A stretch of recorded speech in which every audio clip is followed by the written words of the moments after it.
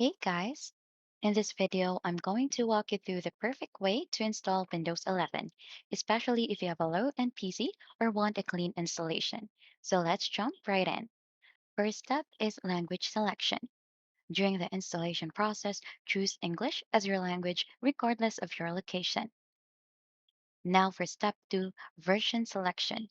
Opt for Windows 11 Pro if it suits your need. So to choose one, you'll still have to click this I don't have a product key to proceed. Now then choose the operating system that you want to install and just hit on to next. But you can choose another version if you prefer. Now read through the notices and license and terms and then click on to next. Now the next thing is installation.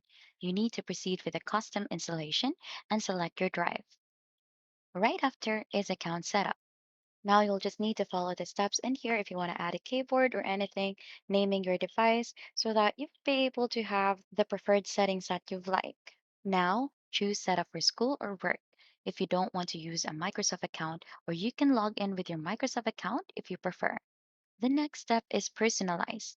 You need to customize your device settings and you can leave the password as it is for simplicity. Next is finalizing.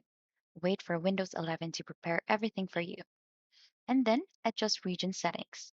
After installation, right-click on the Windows icon, go to Settings, navigate to Time and Language, and select your country or region. Now, you need to restart the Microsoft Store if you encounter any errors after changing your region settings. And that's it. You now have a clean and efficient Windows 11 installation perfect for low-end PCs.